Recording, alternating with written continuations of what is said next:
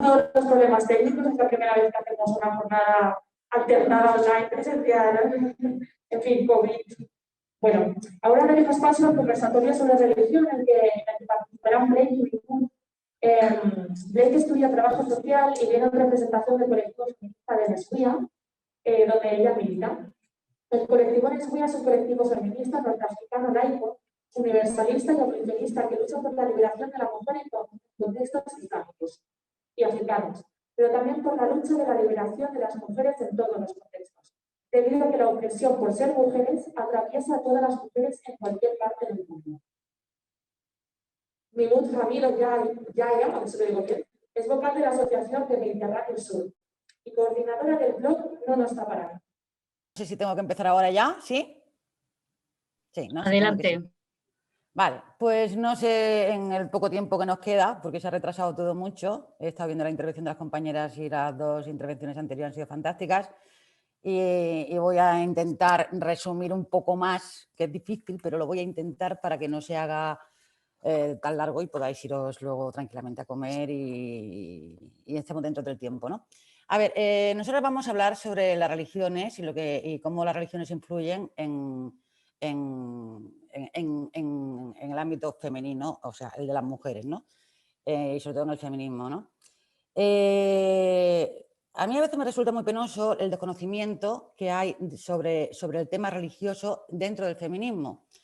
¿Por qué? Porque en países como España, yo soy española también, magrebí pero española, en España, como hace mucho tiempo que se acabó con el nacionalcatolicismo, la gente, incluso en el feminismo, se tiende a pensar que la religión no tiene importancia ya, no es un tema que haya que tratar.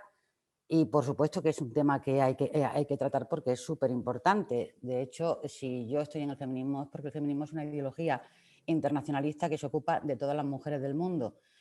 Y como se ocupa de todas las mujeres del mundo, hay que saber que la gran mayoría de países en el mundo son países donde la religión tiene un poder tanto legislativo como social tremendo, y ese poder se ejerce siempre sin ninguna piedad sobre las mujeres. Todas las religiones que conocemos, al menos las monoteístas, vamos a hablar de las religiones del libro, la religión, la cristiana, o sea, la judía, la cristiana y la islámica, que curiosamente se forman todas en la cuenca mediterránea, imponen a los creyentes un conjunto de valores y actitudes justificados como voluntad divina y, por tanto, blindados contra todo debate.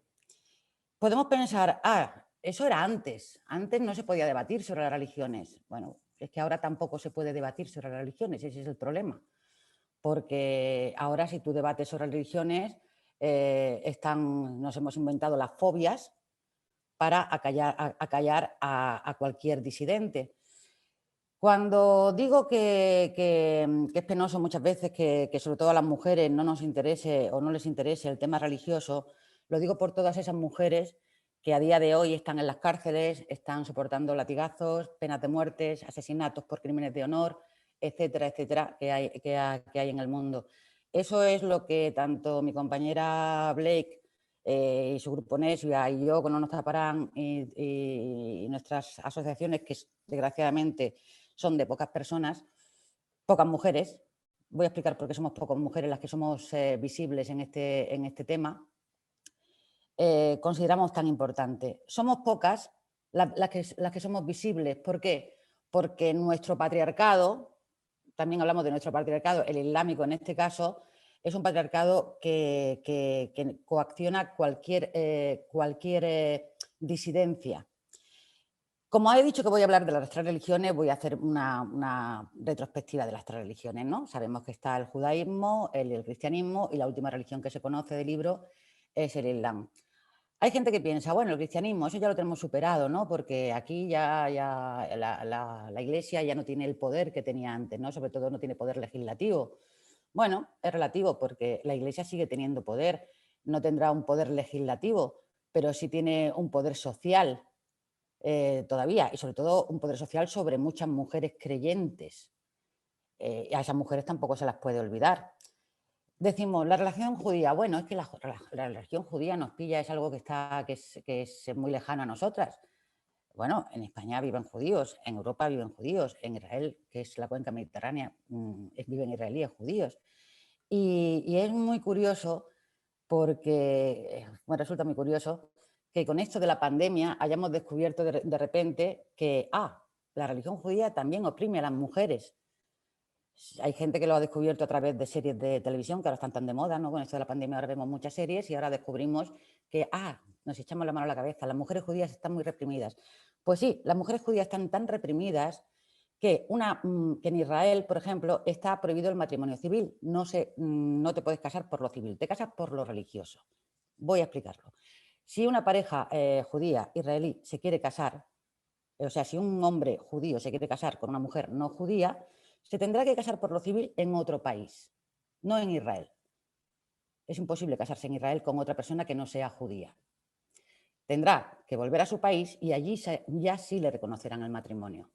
Las mujeres judías no se pueden divorciar. El divorcio lo tiene que pedir siempre el marido. Y si hay un tema muy grave de maltrato, etcétera, y la mujer acude al rabino, el rabino tendrá que pedirle al esposo que le pida el divorcio a la mujer.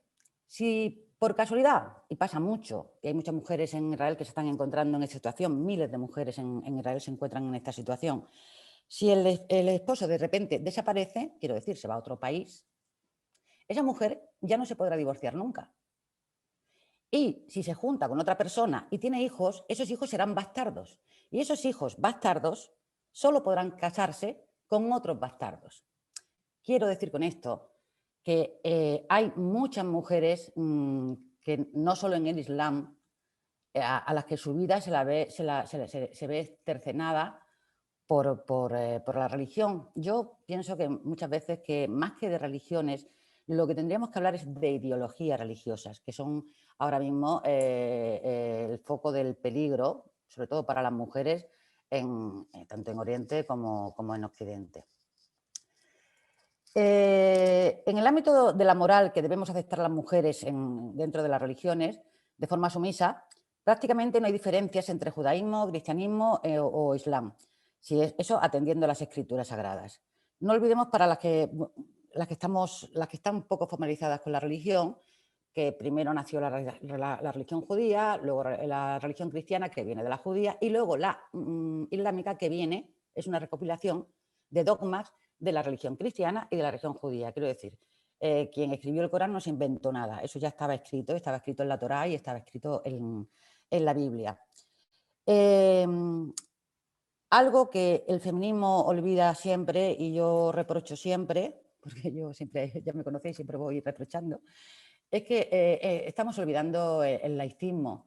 El laicismo es algo imprescindible para que las mujeres avancen en la sociedad, para la obtención de la igualdad y de los derechos.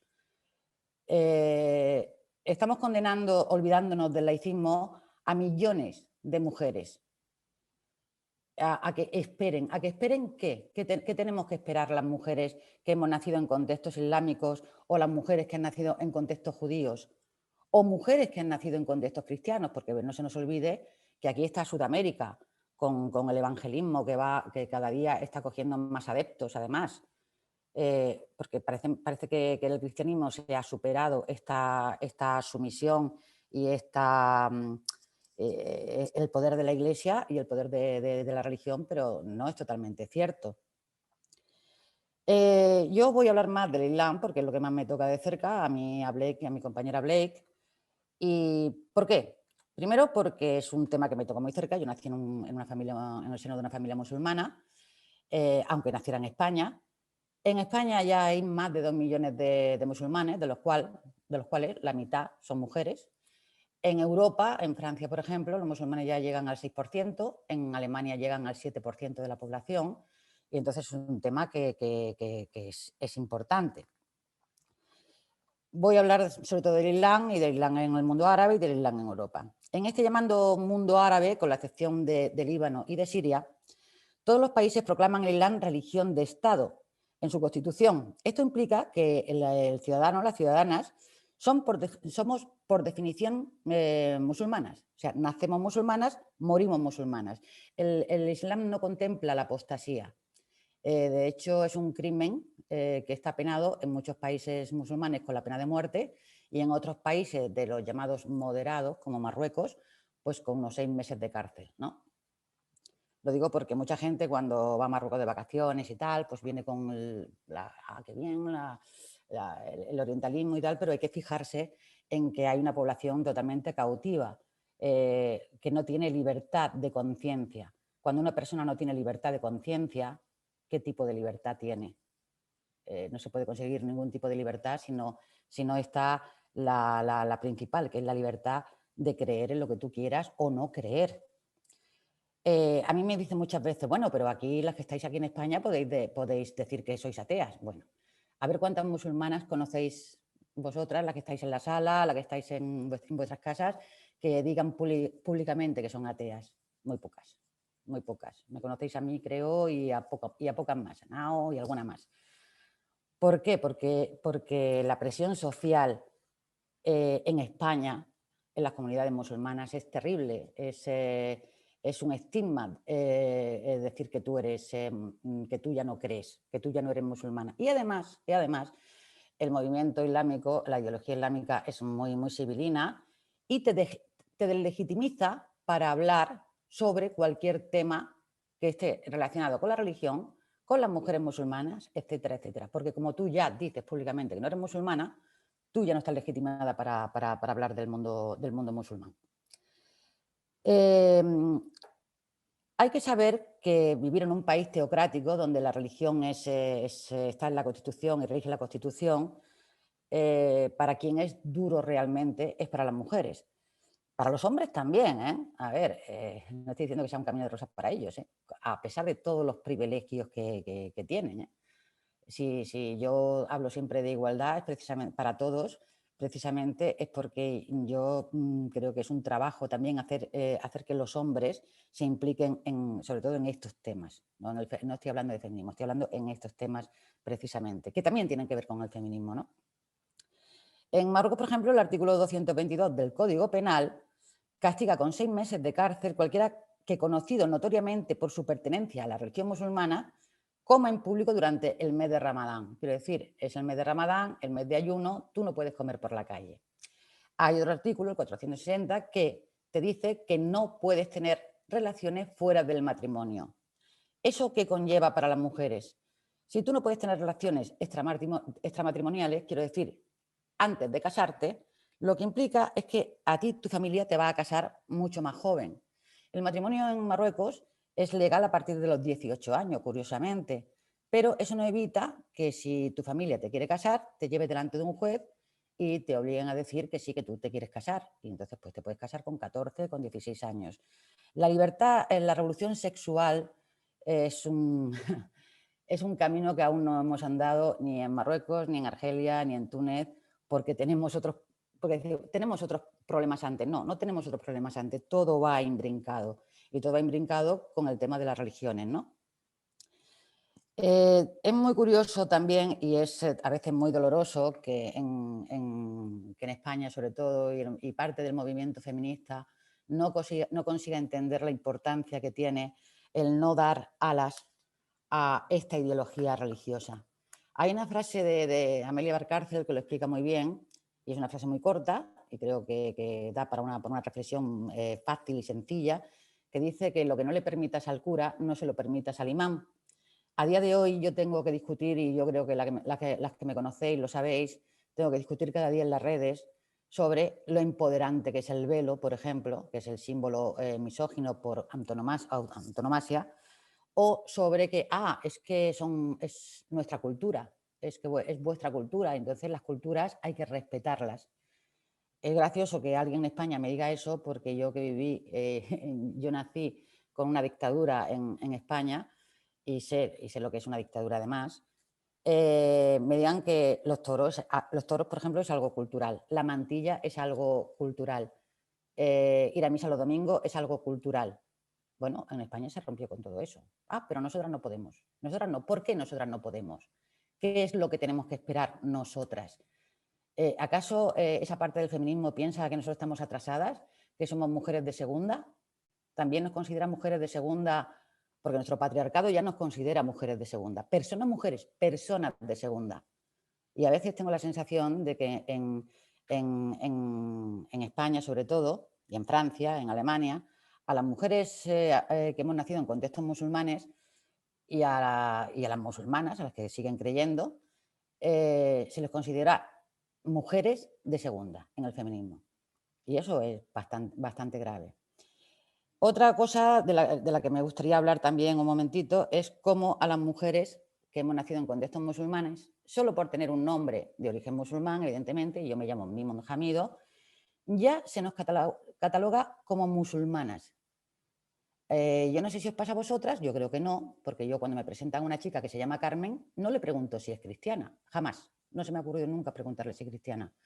Pero cuando me han presentado a mí una chica, a mí me han preguntado muchas veces, tú eres musulmana, como si yo tuviese un sello, llevase un sello en la frente y por llamarme Mimon Hamido tuviese que ser musulmana. Es un problema porque lo creen muchas personas aquí en Occidente, lo creen muchas feministas y se lo están creyendo las jóvenes musulmanas que han nacido ya en España o que llevan en España pues 10, 15 años. Ellas se creen que su identidad es una identidad religiosa. Esto está avalado muchas veces por la izquierda, muchísimas veces, y es lo que es doloroso, y es algo chocante, porque en España, si yo le digo a mi amiga Mari Carmen que su identidad es la identidad cristiana, se va a echar las manos a la cabeza y me va a decir, ¿pero estás tonta o qué? Sin embargo, a mí sí me dicen siempre, es que tu identidad es la musulmana. Me están adjudicando sin yo quererlo, sin yo haberme pronunciado, ¿no? En fin, las mujeres musulmanas de contexto, o sea, las mujeres que venimos de contextos musulmanes, seamos creyentes o no, y que vivimos en Europa, tenemos muchos frentes abiertos, porque ya no solo estamos luchando contra nuestro patriarcado que intenta callarnos, llamándonos islamófobas, amenazándonos de muerte, amenazándonos con agresiones, etcétera, etcétera, etcétera. No solo tenemos que luchar contra nuestras familias, porque claro, es un escándalo, fíjate tu hija lo que está diciendo en sus charlas o lo que está escribiendo, eso es una barbaridad, ¿no? Tenemos que soportar a las familias también y es mucho aguantar. No solo eso, estamos también aguantando que nos traicionen los que nosotros pensábamos que eran los nuestros. En este caso es esa izquierda que yo ya he dejado de comprender hace mucho tiempo y ya no quiero ni comprenderla porque estoy muy desilusionada con eso, que nos pone enfrente de partidos de izquierdas a mujeres con hijab porque, es que hay que visibilizar. ¿Visibilizar qué? ¿Por qué no ponemos a una mujer con mantilla en un partido político de izquierdas? No sé, se me ocurre a mí, ¿no? No sé, o por qué no ponemos a una mujer beata de estas que va todos los domingos a misa, que las hay, al frente de un partido de izquierda como Podemos, por ejemplo. No la ponemos. ¿Por qué? Ponemos a una musulmana con velo, porque así somos muy guays, somos todos muy inclusivos, porque hay que ser muy inclusivo con todo. Somos tan inclusivos que incluimos símbolos misóginos en un partido de izquierdas que se supone que lucha contra la misoginia. Creo que tenemos que estar muy pendientes de que ese maquiavelismo de esta ideología relativamente nueva, porque una cosa es la religión y otra cosa es la ideología. La religión te puede parecer más o menos nefasta, a mí me parece nefasta, pero a mí lo que me parece más nefasta es la ideología que nos están metiendo, y nos están metiendo además los que pensábamos que iban a luchar contra esa ideología, los que pensábamos que nos iban a defender de esa ideología. En fin, como decía, tenemos muchos frentes abiertos. La ideología religiosa, los que representan la ideología religiosa no son personas torpes ni tontas, evidentemente, son muy inteligentes. Tanto que, por ejemplo, en España, creo que a lo mejor muchas no lo sabéis, hace creo que 1 año y medio, el presidente de la Comisión Islámica, que es la comisión interlocutora con el gobierno español para asuntos de los musulmanes, porque aquí nos cuentan como los borregos, como musulmanes, no nos cuentan como inmigrantes o como personas, no, nos cuentan como musulmanes. No he visto en ningún sitio donde se cuenten por cuáqueros o por cristianos o por católicos. A los musulmanes nos cuentan como musulmanes. Bueno, pues la Comisión Islámica, el presidente de la Comisión Islámica escribió una carta oficial donde decía que el velo, el hijab, era obligatorio para todas las mujeres musulmanas, fuesen adolescentes o fuesen mujeres hechas y derechas. Era dogma y era una obligación. Bueno, no oí a ninguna, bueno, al Ministerio de Igualdad mucho menos, ni al Instituto de las Mujeres, ni a asociaciones feministas tampoco, llevarse las manos a la cabeza. O sea, ¿cómo es posible que una comisión islámica escriba una carta oficial al gobierno diciendo que el velo es algo obligatorio? Esto te puede venir bien o te puede venir mal, porque claro, cuando se habla del velo se me dice, es que es mi libre elección, es que yo me lo pongo porque quiero, ¿no? Hoy no va a dar tiempo a hablar de la libre elección porque es un tema muy largo, pero bueno, ahí se ve que no hay ninguna libre elección. Si la Comisión Islámica, que es la interlocutora de los musulmanes en España, está diciendo oficialmente que el velo es obligatorio, ¿dónde está la elección personal? No está en ningún sitio, evidentemente. El hijab o el velo islamista, para quien no lo sepa, porque hay mucha gente que todavía no lo sabe, es el signo externo de este proceso de misión teocrática. Tradicionalmente las mujeres del Magreb en el ámbito rural se cubrían la cabeza, como se cubrían la cabeza aquí las mujeres campesinas también hace años. Este pañuelo que dejaba, el pañuelo campesino, pues dejaba libre el cuello, el escote y normalmente parte del pelo. No expresaba un sentido de pudor, podía quitarse en público. Yo recuerdo a mi madre que se lo quitaba cuando a ella le daba la gana. Al pasar del campo a la ciudad solía desaparecer, junto con el cambio de vestidos también, era una forma de vestir. Esto lo digo para que se entienda que una cosa es el pudor propio de alguien religioso y otra cosa es una ideología que te obliga a llevar determinados símbolos. Cuando te dicen, por ejemplo, que el velo es identidad, eso me lo han dicho a mí muchas veces y me lo han dicho, que es muy, muy doloroso que te lo digan, mujeres feministas, y me lo dice también gente de izquierda, es que el velo es su identidad. Me están diciendo que están de acuerdo en que haya una identidad religiosa. Y me están diciendo, además, que las mujeres musulmanas sí tienen identidad, pero los hombres musulmanes no tienen por qué tenerla, porque ¿habéis visto alguna vez a un hombre musulmán cubierto o vestido de una forma específica en la calle? No. Ellos pueden ir a la playa, mostrar su torso, ellos pueden vestir a la europea y nadie le reprochará nada, nada. Pero si una mujer musulmana hace exactamente lo mismo, entonces ya es una traidora a sus costumbres, a su pueblo, a su religión, etcétera, etcétera, etcétera. Pero claro, el velo no es sexista, el velo es un símbolo cultural. ¿Qué es símbolo cultural? El velo en el Magreb nos colonizó en los años 80 y vino de los hermanos musulmanes de países orientales y vino además de Europa, de los guetos de inmigrantes que se habían establecido en Alemania, en Bélgica, que cayeron en las garras de la ideología wahabista de Arabia Saudí y de los hermanos musulmanes, que enseguida fueron allí, se instalaron sus mezquitas, etcétera, etcétera, etcétera. Y de allí se exportó hacia el Magreb el velo. Porque aquí hay una confusión cuando me dicen, es que claro, el mundo islámico va hacia atrás. No, el mundo islámico no va hacia atrás. El mundo islámico va hacia un lugar donde no ha estado nunca. Y eso se está haciendo con la connivencia, además, de instituciones, de gobiernos europeos. Y eso hay que decirlo y hay que tenerlo muy claro. Estamos abandonando a miles de niñas en España, miles. Esas niñas que no quieren llevar velo pero lo llevan obligadas, cuando me dicen, es que el velo en las escuelas, bueno, si es su libre elección, no, es que el velo en las escuelas debería estar prohibido. ¿Acaso no estamos intentando educar en igualdad? ¿Acaso no hay actividades feministas y de igualdad, etcétera, etcétera? A ver, resulta que en este país vamos a enseñar antes a una niña con velo que puede ser trans a que puede ser libre. Es muy curioso.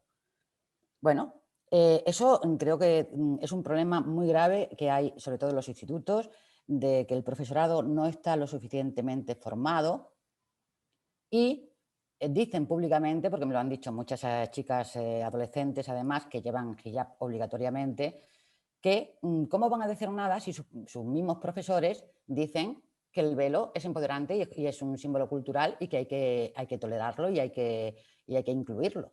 es algo que merece la pena incluir. A esas niñas, cuando su profesor le está diciendo eso, pues se quedan calladas. A mí cuando me dicen, por ejemplo, claro, es que si lo llevan obligadas lo podrían decir. No, pues no lo pueden decir porque se avergüenzan de decirlo. Como una niña, le estamos pidiendo a una niña de 14 años, de 13 años, que diga que sus padres son tal, porque fíjate que la obligan a llevar hijab. No lo van a decir nunca. En fin, es un tema que es muy largo de contar. Tengo a mi compañera Blake aquí y yo sé que tenemos muy poco tiempo, así que le voy a dar paso. Yo siento mucho no poder extenderme más de lo que, porque me extendería muchísimo más, pero me da que no tenemos mucho tiempo. Así que Blake, cuando tú quieras. Gracias.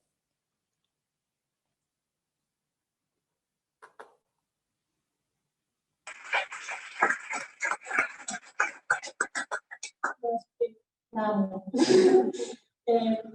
podría explicar mejor las cosas. Bueno, como tenemos poco tiempo, no puedo explicar mejor la serie, me ha resumido parte de la exposición que iba a hacer yo. Pasemos a la diapositiva que pone nuestros orígenes.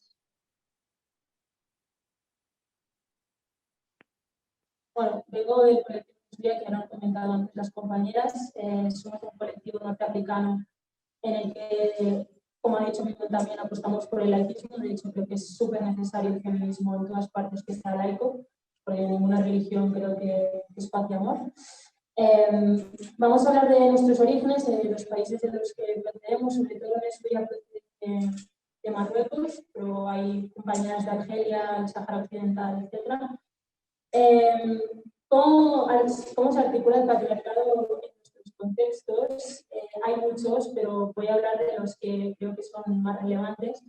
He puesto la virginidad como primer punto porque creo que todo gira en torno a eso. Es decir, como dijo Násara, somos el cuerpo del delito en la otra charla del año pasado.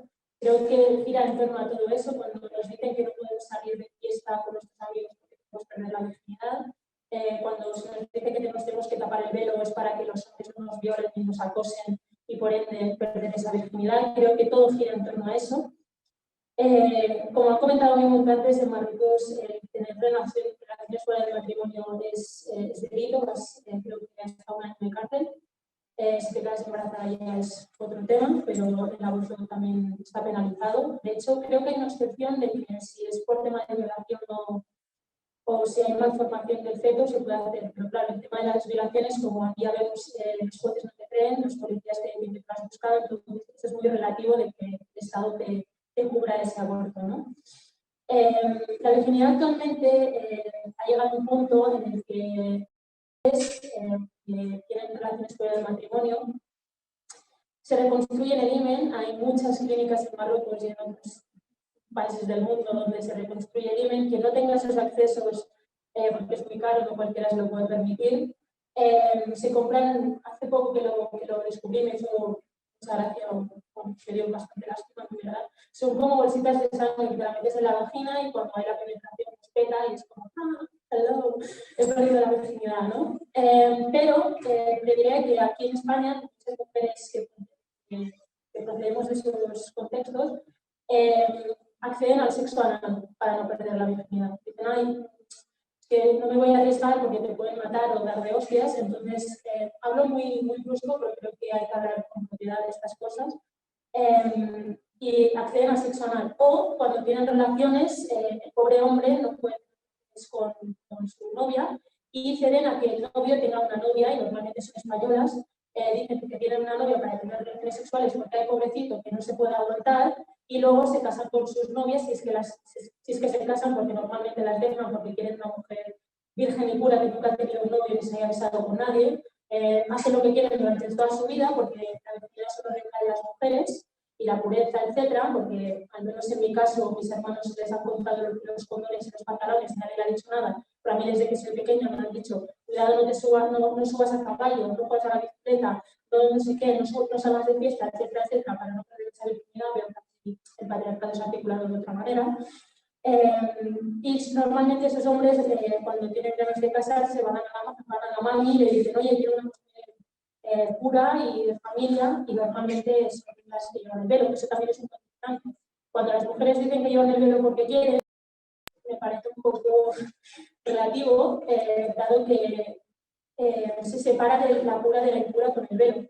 Cuando a mí mi madre me dice, lleva el velo para que se te considere de buena familia, se te considere que eres pura, que eres de la zona doméstica y privada, y si no llevas ese velo, pues es todo lo contrario, eres occidentalizada, eres pura, has dejado tus raíces, etc. ¿No?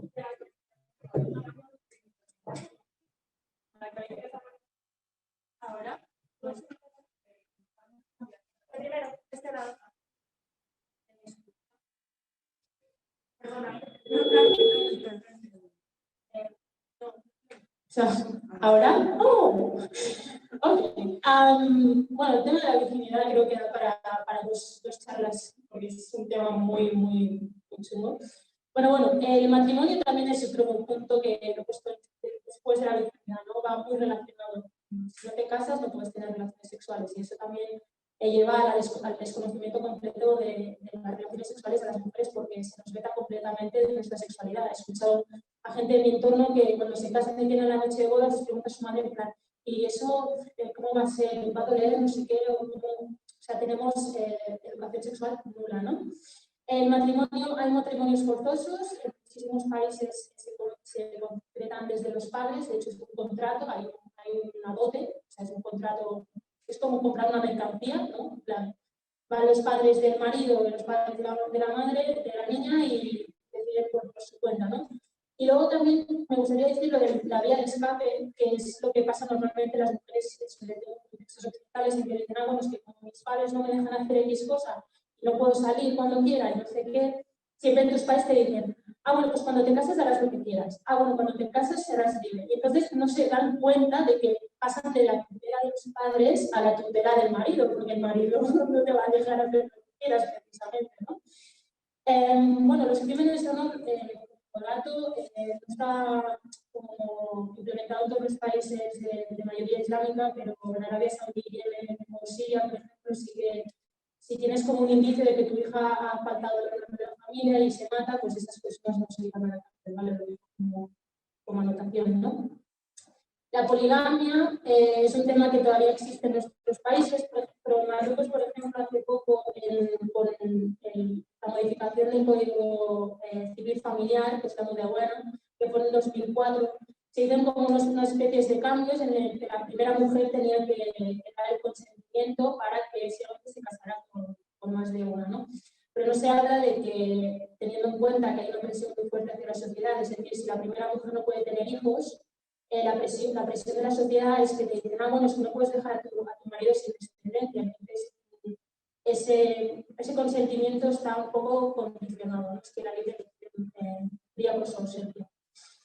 Como ha comentado antes Mimon, por ejemplo, la libertad sexual está penada en la cárcel, por ejemplo, en Marruecos de 6 meses a 1 año, pero las orientaciones sexuales están penadas en Marruecos de hasta 3 años, y al interior del repudio de la sociedad, ¿no? Es decir, ni siquiera se contempla. Voy a dar 2 pasos, y es que, por ejemplo, la tutela en Marruecos, como he comentado antes con la enhorabuena, antes teníamos que pedir permiso al marido para crear una cuenta bancaria para salir del país, etc. O incluso con el divorcio, es decir, si se llamaban las mujeres colgadas, incluso que ahora en esa occidental todavía pasa. Es decir, si el marido no quería darte el divorcio, era él el único que pudiera decir por eso. O sea, si tú por más que quieras divorciarte, no lo vas a tener, entonces se llaman las mujeres colgadas. Como él puede casarse más de una vez, ¿qué más le da darte el divorcio, ¿no? La herencia actualmente es un debate muy importante en Marruecos, que no se lleva a ningún puerto, y es que heredamos la mitad. O sea, yo cuando mi madre o mis padres fallezcan, yo cuando vayan locos a heredar lo que tienen, yo heredaré la mitad de mis 2 hermanos. Es decir, somos la mitad de los hombres. De hecho, creo que en los juicios también tenemos medio voto a nivel legal también. De hecho, hay una expresión que dice mucho mi madre, manos, que quiere decir mujer y medio, de que cuando una mujer hace lo que puede hacer cualquier ser humano, como trabajar o como tener una casa, etc., se le dice que es una mujer y medio porque ha hecho lo que un hombre normal haría. Es una expresión muy común, al menos lo dice bastante mi madre. Creo que es necesario hablar de que actualmente en el patriarcado islámico hemos encontrado con un maravilloso feminismo islámico, en el que quiere hacer una reforma, ¿no? Es como ha dicho mismo, si crees que la religión es una identidad, no puedes redebatir nada, o sea, es que, ¿qué te voy a decir? Entonces, la identidad es atacar a un individuo, ¿no? Entonces, te deja como completamente desarmada, con, bueno, actualmente la nueva típica de la islamofobia, pues, es una fobia, y no se puede debatir, y si consideras que todo es sagrado e intocable, no puedes partir de ningún derecho. De hecho, en Marruecos hay diferentes movimientos, que sería el feminismo laico, que es muy conocida Betty la Shahar en Marruecos, en el que tiene un movimiento que se llama Mali, que es de desobediencia civil, que es lo que ha comentado antes Memo, de que hicieron, por ejemplo, un picnic en el Ramadán y tuvo mucha repercusión.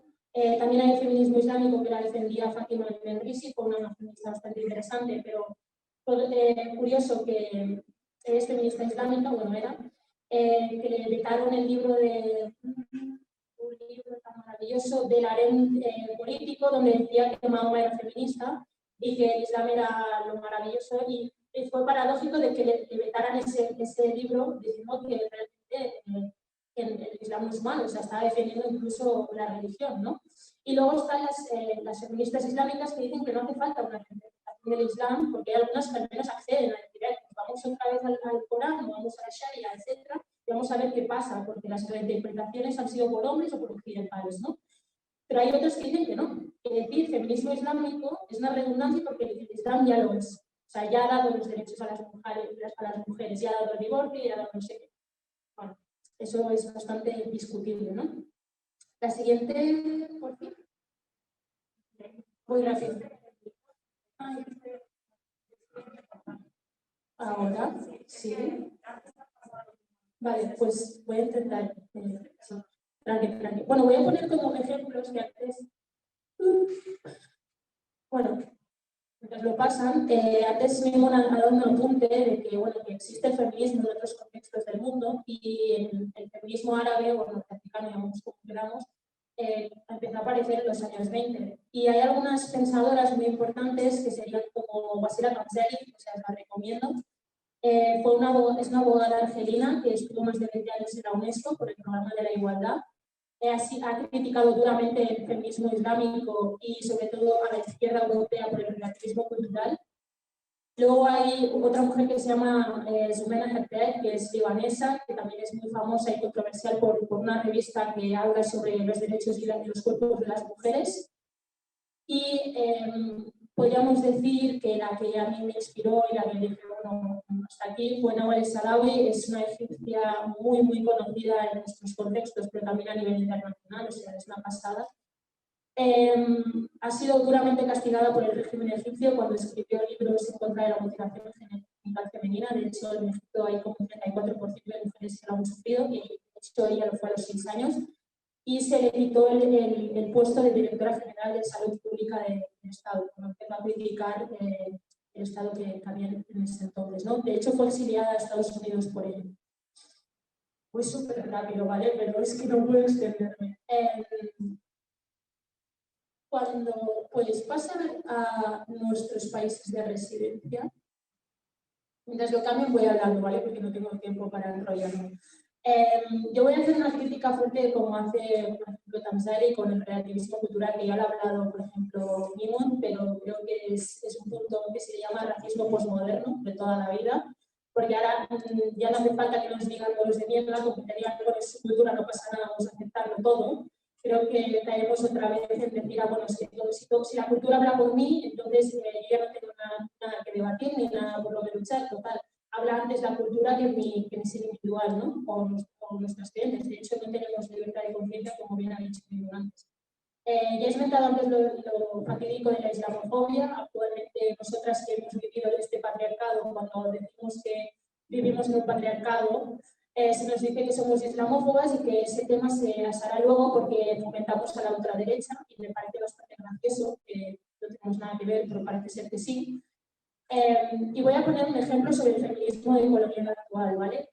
Este fue un artículo obligatorio en trabajo social, para que veáis el relativismo cultural para aceptar absolutamente todo, y fue de Huda Butelja, que es una feminista francesa, feminista islámica, en la que hablaba sobre raza, clase y género. Os lo voy a leer, ¿vale? En cambio, pienso que tiene también un significado social el velo islámico. Emerge en Francia después de la derrota y el antirracismo. oficial, abstracto y moral en un contexto de relegación social y racial, y en un contexto en el que la ideología dominante propone a las mujeres de la inmigración liberarse de su familia, de su padre, hermano, religión y tradición. Analizo la aparición del velo en ese contexto como una impunidad absoluta al patriarcado blanco y racista. Lo analizo como una contraofensiva temible del cuerpo social indígena. Mediante el velo, las mujeres dicen a los hombres blancos: nuestro cuerpo no está a su disposición, no es para su consumo. Rechazamos su invitación a la liberación imperialista. Pero es también un compromiso entre el patriarcado de color y las mujeres de color. Las mujeres, cuyo cuerpo es un campo de batalla, saben que los ataques del patriarcado blanco refuerzan el patriarcado de color y que esta reacciona de manera agresiva cuando las mujeres se someten al patriarcado blanco. Por eso, el velo es también una negociación. El velo tranquiliza a los hombres de color. Les dice: los respetamos y los amamos. Les dice lo que yo formulo de manera política: solidaridad con el hombre oprimido, dominado. Pero también, también es un efecto feminista, y eso es lo que los blancos no entienden. Al tranquilizar a los hombres, las mujeres abren el cerco que les constreñía y conquistan espacios de libertad. Bueno, creo que me da un poco de rabia este texto. De hecho, se defendió en clase debate, decir: qué guay, somos súper cuidadas, porque claro, eso es lo que se defiende en el feminismo de colonial y antirracista. Cuando yo he intentado militar, se me ha negado que me llevar el velo, claro, porque luego mucha aceptación, pero si no llevas el velo no eres lo suficientemente representativa. Y es muy curioso, porque hay las que dicen que llevan el velo porque no están con Dios, como las monjas de toda la vida. Luego te dicen las que lo llevan por libre elección porque no quieren ceder al occidentalismo ni a la cultura, y eso vuelve a tener una cultura árabe, que, bueno, como ha mencionado antes, no forma parte de nuestra cultura. Y luego las que son la gran mayoría que lo llevan por obligación, pero poco se habla de ello, ¿no? Es decir, a mí me hace gracia que diga que es como un uso para decirles respetamos y los amamos, como si tuviéramos, no sé, un deber para eso. Pero en los espacios no antirracistas no se puede decir: bueno, es que nuestra cultura es racista, ya sea la americana o sea la latinoamericana, etc. Cuando intentas poner en duda el patriarcado que se ejerce en nuestras sociedades, te vienen los hombres e incluso las mujeres y te dicen: no, es que no puedes decir eso porque eso fomenta la ultraderecha. Nos van a decir que realmente somos machistas y que oprimimos a las mujeres. No. Cuando primero solucionemos el tema del racismo, luego hablaremos de lo vuestro, ¿no? Se nos relega a segundo plano. De hecho, en ningún colectivo que he estado se ha hablado de las mujeres.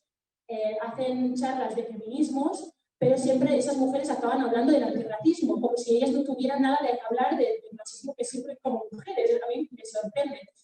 Sobre todo las mujeres musulmanas del feminismo islámico te dicen, hay la típica frase que es cliché, que te dicen: no, es que a mí no me oprime mi padre ni mi hermano, me oprime la blanca.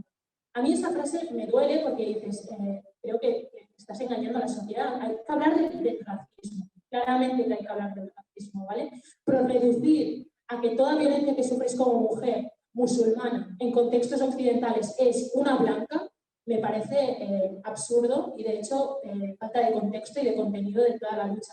Creo que hay que hablar del racismo, creo que hay que hablar de todos esos espacios, pero hablando de feminismos, ya que creamos tantas etiquetas para el feminismo, hay que hablar de las realidades, de lo que sufre la ablación del clítoris, las que llevan el velo por imposición, las que se casan por obligación, las que no pueden salir a la calle sin el permiso de sus padres, etcétera. Es decir, hay que hablar de todas esas cuestiones. Y a mí cuando me dicen, es que no se puede decir a una niña, porque siempre se habla en los titulares de no se le puede decir a una niña que no lleve el velo en la escuela cuando tiene 12 años o más, actualmente hay niñas de 8 años en la primaria con el velo, porque eso es racista. Pero es que entonces el Estado, ¿qué tiene que hacer? ¿Cómo sabes que esa niña lo lleva por obligación? ¿Es que acaso estamos empezando a distorsionar la realidad? O sea, entonces hay que tener una intimidad. Cuando yo tuve la edad de llevar el velo, pero yo en mi instituto, a mí yo en ese momento creía que lo llevaba porque quería. Pero es que años atrás, cuando me lo quité, porque gracias a Dios una profesora me dijo, ¿estás segura de ello? Fue porque empecé a analizar y dije, hostia, es que mi madre me decía que por ser una musulmana tenía que llevar el velo.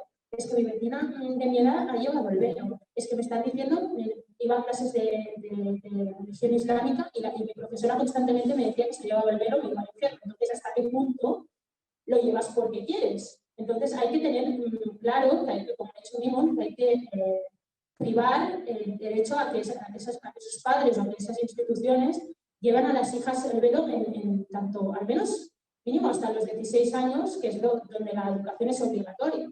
Porque si no hacemos nada y miramos atrás, nunca sabemos si esa niña se ha visto obligada y recibe palizas o chantaje emocional cada vez que sale de la puerta, porque hay muchísimas niñas que salen de casa y en la esquina se quitan el velo. Bueno, no solo el velo, las que no llevan el velo también lo podemos vestir como queramos, que no solo el velo en sí como simbólico, sino cualquier cosa. No puedes ir con los shorts, no puedes ir con tirantes, etcétera, etcétera, ¿no? Pero hay que hablar de eso, y eso la izquierda actualmente brilla por su ausencia, ¿no? Y por último, voy a callarme ya, pero me gustaría leeros un fragmento de No nos taparán, que el artículo se llama Ellas y soy una marroquí atea de 21 años. Sigo viviendo con mi familia y tengo que decir que soy musulmana por mi bien. Eso implica no ponerse cierta ropa provocativa, dentro y fuera de casa.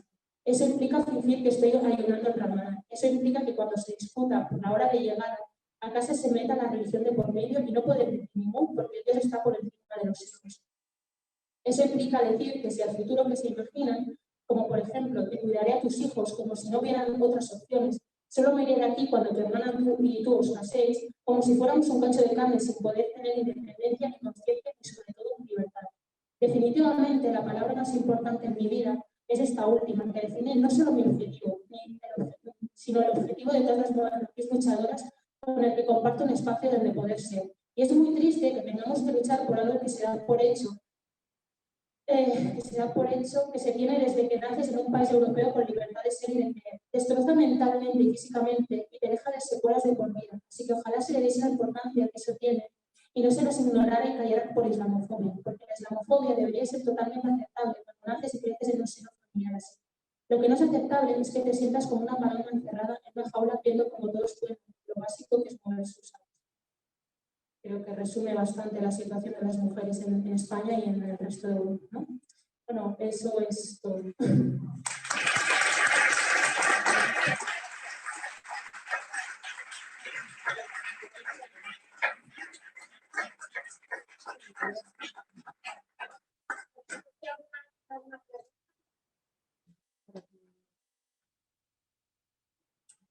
A ver si no puedo pasar a preguntas de los maestros.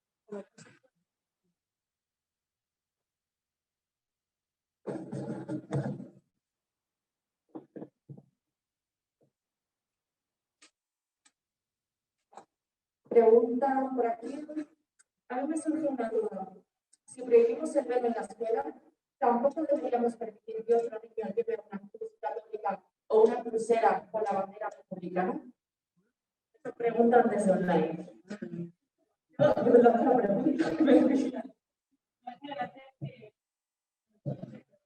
No sé si Mimon quiere responder a eso, pero yo voy a hacer una pregunta antes de que Mimon lo responda mejor.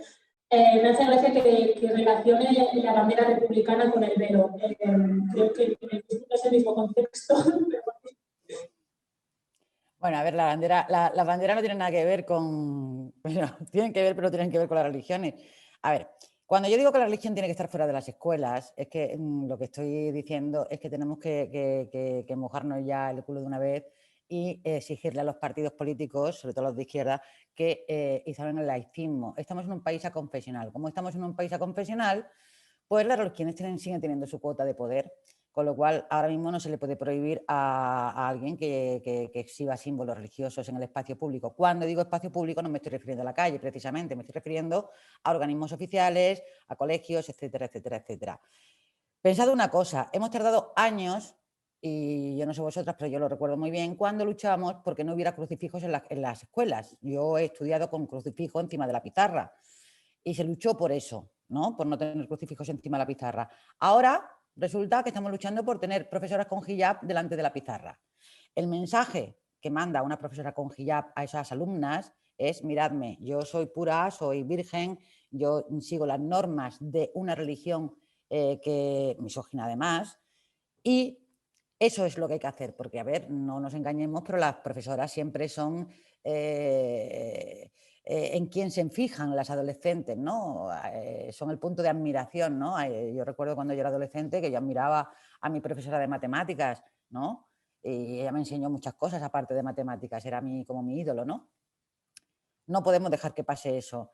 Eso de llevar un crucifijo o tal es anecdótico. A ver, ¿por qué una chica musulmana no puede llevar una chapa, ¿no? Que ponga aquí, soy muslim. Bueno, pues mira, si lleva una chapa no te impide nada que tú no quieras. Estamos hablando de que alguien que lleva un crucifijo, una chica que lleva un crucifijo dentro de la camisa, o fuera, me da igual, ese crucifijo no le impide a ella irse a la playa en verano y ponerse en bañador y bañarse, ¿no? Ese crucifijo no le impide ir a aprender a nadar con su colegio. Daros cuenta que muchas de las chicas musulmanas que están estudiando ahora mismo en los institutos y en los colegios están exentas de ir a la piscina. ¿Por qué? Porque sus padres no quieren que vaya a la piscina porque en la piscina se ponen en bañador y eso no puede ser. O sea, estamos hablando de símbolos muy diferentes. Lo que no quita que yo lo que estoy diciendo es que no debe haber clases de religión en las escuelas ni enseñanza de religión en las escuelas, de ninguna. Yo, de hecho, lo que pido cada día es que se alumne el concordato con la Santa Sede, el concordato con la Comisión Islámica, el concordato con la Iglesia Evangelista y el concordato con los rabinos judíos. Porque no sé si sabéis que en España se han firmado concordatos con todas esas instituciones. Eso les da derecho a que su religión esté presente en las escuelas. Y creo que nos hemos olvidado de esto y esto es muy importante. Estamos negándole a esas niñas parte de la educación que están recibiendo sus compañeras. ¿Y por qué? Porque es musulmana. En fin, yo creo que ya está contestado. ¿No?